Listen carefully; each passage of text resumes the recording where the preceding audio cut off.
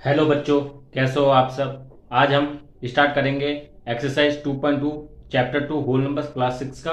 तो देखते हैं, आज पहला क्वेश्चन है अपना find the sum by suitable rearrangement. इसमें जो क्वेश्चन दिया हुआ है इसमें बोला है कि अपन को सम फाइंड करना है रीअरेंजमेंट के थ्रू। मतलब इनको रीअरेंज करके अपन को सम फाइंड करना है। मतलब इनकी प्रॉपर्टी मैंने आपको पिछले लेक्चर में एग्जांपल कराए थे।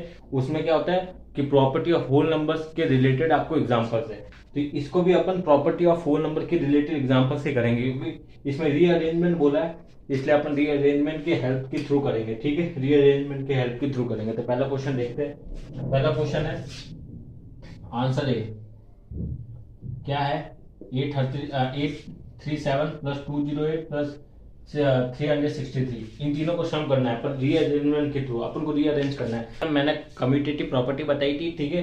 तो कम्यूटेटिव प्रॉपर्टी क्या होती है, इन तीनों को अगर इन दोनों को पहले ऐड करें या इन दोनों को पहले ऐड करें फिर बाद में इसको ऐड करें और या इसको ऐड करें, आंसर सेम ही आना है। ठीक है, तो इसको कम्यूटेटिव की हेल्प से अपन रीअरेंज कर सकते हैं। तो भाई कम्यूटेटिव की हेल्प से कैसे करेंगे, जैसे 837 है, ठीक है, प्लस 363 कर दो, फिर लास्ट में 200 ऐड कर दो, 208। तो आंसर क्या आएगा, 837 प्लस 363 कितना होता है, 837 प्लस 63, ठीक है, 10 4 10 9 112, 1200 प्लस 208 कितना होता है, ये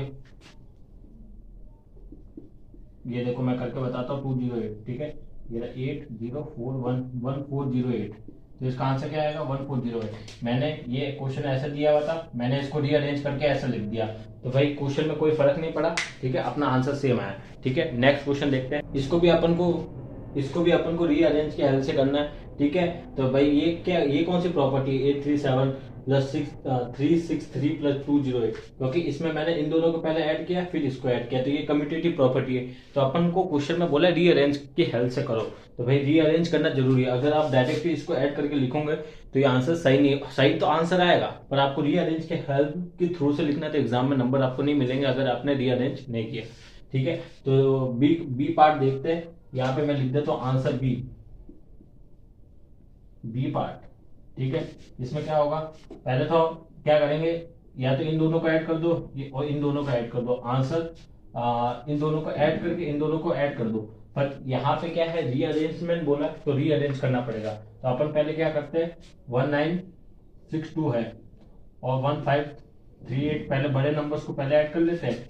ठीक है, यहाँ पे मैंने ब्रैकेट के लगा दिया ऐसी हेल्प, और फिर अपन छोटे नंबर को ऐड करते हैं, 647 प्लस 453। ठीक है, ये मैंने बस ब्रैकेट इसलिए लगाया जिससे आपको इजी लगे समझने में, बाकी ब्रैकेट नहीं लगाऊंगा तो भी आंसर आपका सही आएगा। ठीक है, तो इन दोनों को ऐड कर दो और फिर इन दोनों को ऐड कर दो, 3500 प्लस इन दोनों को ऐड करो, 647 453, 10 5 10 7 19 11 1100। आंसर कितना आएगा, 4600। ठीक है, ये आपका आंसर आ गया। तो फर्स्ट एंड सेकंड क्वेश्चन, आइए सेकंड क्वेश्चन देखते हैं एक्सरसाइज 2.2 का। ठीक है, तो इसमें जो है ना ये पार्ट है, इसमें क्या बोला है, जो क्वेश्चन है सेकंड वो क्या है, find the product bye suitable rearrangement. Rearrangement के थ्रू अपन को प्रोडक्ट लिखना है। तो इनका प्रोडक्ट अपन को लिखना है, पर कैसे लिखना है, रीअरेंज करके। तो इनको रीअरेंज कर सकते हैं, वही मैंने आपको एडिशन में कम्यूटेटिव प्रॉपर्टी बताई थी वैसे, जिसमें क्या है, ऑर्डर चेंज करने से आंसर में फर्क नहीं पड़ता, आंसर सेम आता है। तो यहाँ पे जो रीअरेंजमेंट का मतलब ही है ना, यहाँ पे कम्यूटेटिव प्रॉपर्टी लगने वाली है। तो इसको रीअरेंज करके आपको मल्टीप्लाई करना है, तो बहुत ईजी है। तो इसको रीअरेंज करो, तो पहले क्या करो, 50 ये पार्ट कर रहे, 50 इंटू 2 कर दो, फिर बाद में 1768 मल्टीप्लाई कर दो, 50 इंटू 2 कितना होता है, 100 100 और फिर 1768। फिर ठीक है, इसका आंसर क्या आएगा, 176800।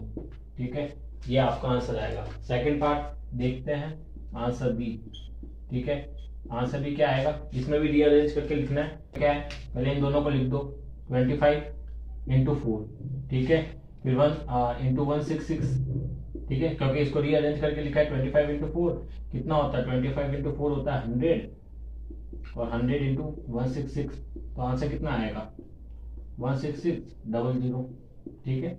इसे सी पार्ट में क्या है, पहले इन दोनों को रीअरेंज करके लिख दो 125 इंटू 8 इंटू 291। ठीक है, इन दोनों को मल्टीप्लाई करो, कितना होता है, यहाँ पे मैं लिख रहा हूँ 1000 और फिर 291, अब तो 000 तो 000 इसके पीछे लग जाएंगे, तो आंसर कितना आएगा 291123। ये इसका आंसर आएगा। तो सी पार्ट भी खत्म हुआ। अब मैं रफ कर रहा हूँ, डी पार्ट देखते हैं। डी पार्ट देखते हैं, इसमें क्या है, पहले रीअरेंज करके अपन को मल्टीप्लाई करना है। तो 625 को अपन इंटू करेंगे 16 से, ठीक है, फिर मल्टीप्लाई करेंगे 279 से। ठीक है, जिससे ये रीअरेंज हो गया। तो 625 को 16 से मल्टीप्लाई करो, कितना आता है 6 5 जो 30, 30 का 3, 6 2 जो 12, 15, 15 का 1, 36, 37 मल्टीप्लाई बाय 1 से मल्टीप्लाई करो तो 5 2 6। इसका आंसर कितना आएगा 0 0 1 कैरी 8 10 1 4 10 1 1 2 3 4 इंटू 279, तो 279 और बाद में 4 जीरो आ जाएंगे 1 2 3 4। ठीक है, तो ये इसका आंसर हो गया डी पार्ट का। अब ई पार्ट देखो, ई पार्ट में क्या लिखा है 285 इंटू 5 इंटू 60। अगर इसको रीअरेंज करके लिखेंगे तो पहले 285 को लिखेंगे, फिर 60 को मल्टीप्लाई करेंगे, फिर 5 को मल्टीप्लाई करेंगे। तो 285 को 60 से मल्टीप्लाई करो, 6 5 जा 30, 30 का 3 से 8 6 जा 48, 49 50 51 का 5, 6 2 जा 12 12 13 14 15 16 17, तो 17100। ठीक है, तो यहाँ पे आंसर इसका क्या आएगा 17100। तो यहाँ पे आंसर क्या आएगा 17100 इंटू 5, 5 से मल्टीप्लाई करो तो 17100 इंटू 5, 5 0 0 0 5 1 5 7 5 35 का 3 5 1 5 8, तो 85500 इसका आंसर आएगा। ठीक है, तो ये आपका ई पार्ट हो गया। अब लास्ट पार्ट है एफ। एफ का पार्ट देखो, इन दोनों को पहले मल्टीप्लाई करो रीअरेंज, फिर इन दोनों को मल्टीप्लाई करो। ठीक है, तो 125 को 8 से मल्टीप्लाई करो, फिर 40 को करो 25 से। ठीक है, 40 को करो 25 से, 125 को 8 से मल्टीप्लाई कर दो। ठीक है, तो इन दोनों का आंसर कितना आएगा और इन दोनों का कितना आएगा, तो 125 को 8 से मल्टीप्लाई करो, 8 5 जा 40 का 4 8 2 जा 16, 20 का 2 8 1 8 9 10 1000 आएगा 1000। ठीक है, इंटू, ठीक है 1000 आएगा। ठीक है, तो मैंने यहाँ पे लिख देता हूँ क्योंकि नीचे आपको वीडियो में कट होगा हो जाएगा, इसलिए मैं यहाँ पे लिख रहा हूँ। तो 125 को 8 से करेंगे तो कितना आएगा 1000। ठीक है, फिर 40 इंटू 25 करा, आपको कितना आया 5 0 0 5 4 20 4 2 8। ठीक है, तो कितना आया 10, 1000 इंटू 1000, 1000 इंटू 1000 का आंसर कितना होगा, 3 इधर 0 है, 3 इधर 0, टोटल 6 जीरो आएंगे 1 2 3 4 5 6। ठीक है, तो ये आपका आंसर हो गया। ठीक है, तो मैंने फर्स्ट क्वेश्चन भी करा दिया, सेकंड क्वेश्चन भी करा दिया आपको। ठीक है, अगर कोई भी डाउट आए तो कमेंट सेक्शन के नीचे कमेंट करना। ठीक है, थैंक यू। अब मिलते हैं नेक्स्ट लेक्चर में नेक्स्ट क्वेश्चन के साथ। Thank you.